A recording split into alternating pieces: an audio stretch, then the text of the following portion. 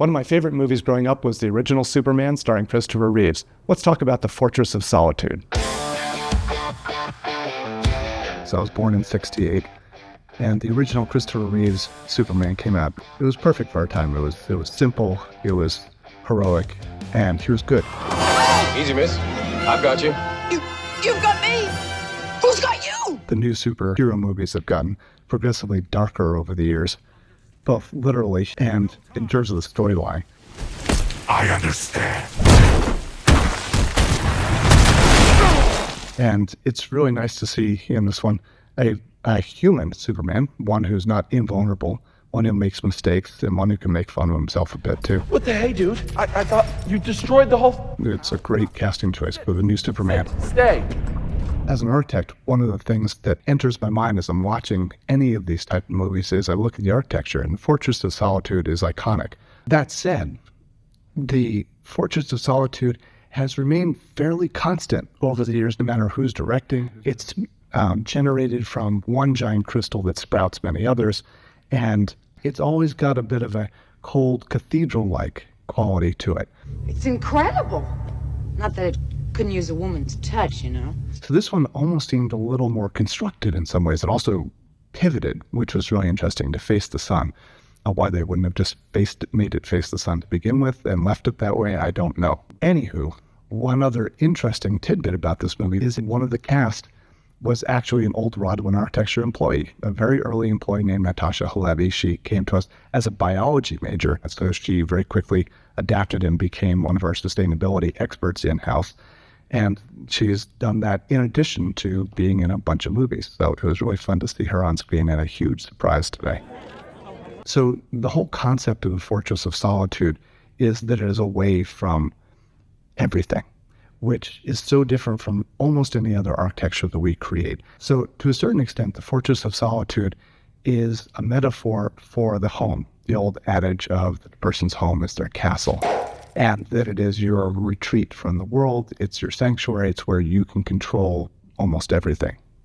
Where you have agency to make it what you want, and you can have, among other things, privacy.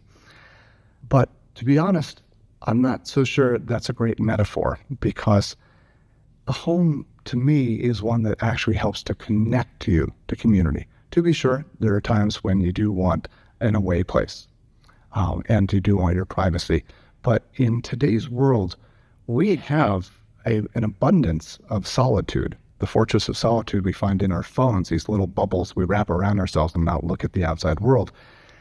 And I personally find that to a great degree, homes are a place where we invite people in, and we can sit on our front porch and talk to our neighbors, and we can host Super Bowl parties and birthday parties and things like that. So to me, a home is actually not a Fortress of Solitude, and I really see them more as an integral extension of community and the way that you can invite people into your world rather than keep them out.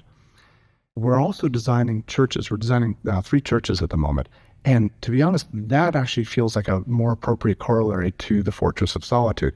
Not because you're removed from other people, but because a church or a synagogue is to a certain degree a separate place from the normal world. You are focusing on your relationship to the spiritual, to the divine, and you are in many ways retreating from or removing yourself from the daily grind, from your work, from your chores, from your normal relationships, and forming a very different one.